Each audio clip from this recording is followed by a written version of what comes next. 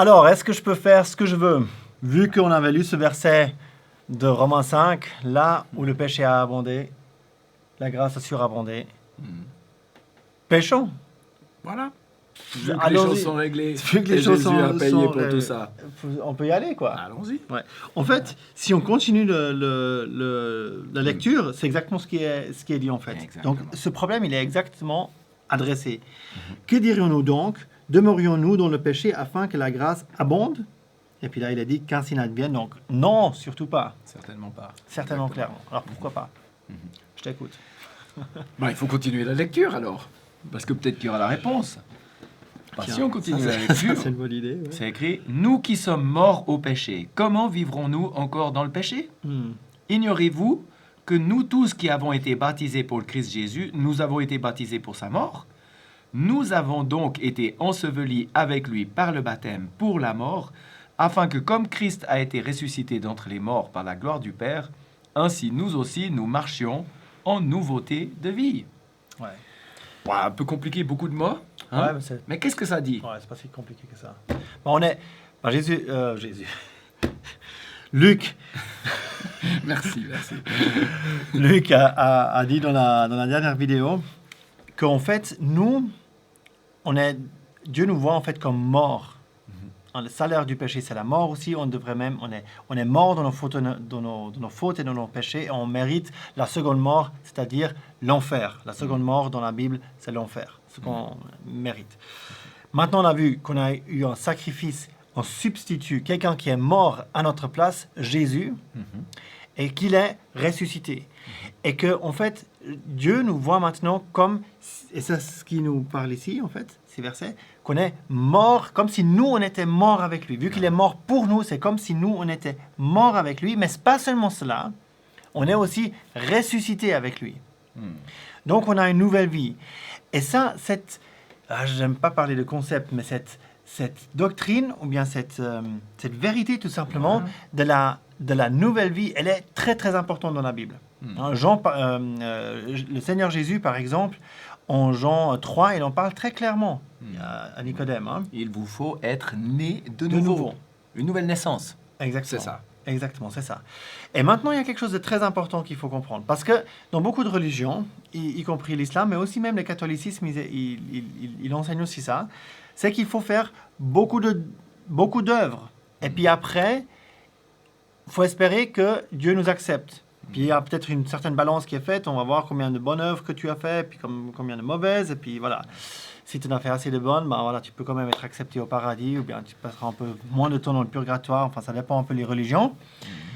Le problème avec ça, c'est que tu auras toujours peur. Parce que tu ne sais jamais si tu as fait assez de bonnes œuvres. Oui, tout à fait. Donc, les gens, et puis avec ça, toutes les religions, ils tiennent les gens dans leur religion. Absolument. Parce que sous la peur, tu vas continuer à faire parce que tu as peur. Et puis tu dis quand même, voilà. Il faut quand même faire les bonnes œuvres parce que comme ça, on est quand même un peu plus sûr de quand même peut-être aller au paradis. Alors, Dieu ne veut pas du tout ça. Il ne veut pas qu'on vive par la peur. Il ne veut pas qu'on le suive parce qu'on a peur. Il veut avoir une relation d'amour avec nous. Une relation, une communion avec toi.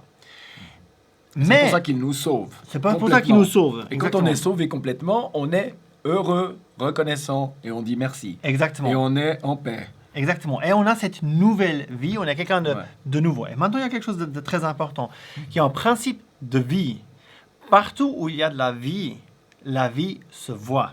Oui, très bien. Ça, c'est très important. Ça, c'est nickel. Il fallait dire quelque chose de sensé. Fantastique. Excellent. Non, mais partout où il y a de la vie va se voir. Tu prends une plante, tu vas voir qu'elle est vivante, elle croît, elle va devenir grande, il y aura des fleurs, il y a des choses qui vont se passer. Même chose avec les animaux, ça court, ça vole, ça fait des bruits. Nous, on a les chèvres, ils font des bruits. Ça, tu vois sa vie. En être humain aussi, vous voyez, je suis vivant, là, je bouge. Toutes les choses qui sont vivantes, la table, elle n'est pas vivante, elle ne bouge pas. Et c'est exactement la même chose avec la vie spirituelle. La vie spirituelle, donc cette nouvelle vie que nous recevons, quand on se convertit, quand on croit en Jésus, quand on est... comme on a dit avant aussi, qu'on a quelque chose de tout, une nouvelle création, spirituellement parlant, et bien cette vie spirituelle aussi, elle va être visible par des œuvres. par des choses qu'on va faire pour Dieu, pour les autres, aimer les uns les autres, etc., aimer notre prochain, et toutes ces choses vont être vues. Donc, c'est une conséquence de notre foi en Jésus-Christ, mais pas une condition. Absolument. Et ça, c'est très important à comprendre. Ouais. Les- Comme- Ouais. Ouais, vas-y. Ouais. Alors, comme c'était écrit, hein, nous qui sommes morts au péché, Hmm. et nous sommes vivants à la justice. Je crois que c'est écrit Ouais. ailleurs quelque part que nous sommes... Oui, ici, il est parlé que en nouveauté de vie. vous avez été asservis à la justice, au verset 18. On est asservis à la justice. Cette vie qu'on a, elle a ce désir de... C'est une nouvelle vie en nous qui a le désir de faire la volonté de Dieu, de faire ce que celui que nous aimons désire que nous fassions. Hein? Ça change tout. Ouais, Tu absolument. fais pas des choses et des bonnes choses parce que tu as envie d'être quelqu'un de bien ou bien comme ça, Pour être accepté de Dieu. mais tu as envie de faire des bonnes choses parce que tu as envie de glorifier celui Ouais, qui t'a aimé et qui a souffert sur la croix pour toi. Absolument. Mais ça vient à cause de cette réalité. Exactement. Ce sont des réalités spirituelles qui ont un impact spirituel sur ta vie. Ouais.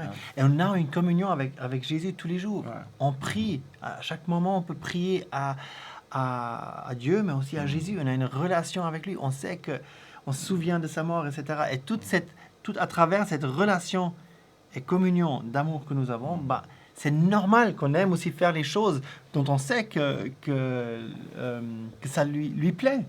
Hein? Mais c'est pas du tout parce que voilà, on fait pas non plus ces vidéos, ou bien je sais pas, quand on fait d'autres choses pour être accepté, pour espérer, Inch'Allah, d'aller une fois au paradis. Peut-être on peut illustrer ça avec une petite histoire. Il faut s'imaginer un esclave sur un marché, hein, Ouais. qui est vendu par son maître, et son maître était très méchant, très dur, et maintenant il est vendu par son maître.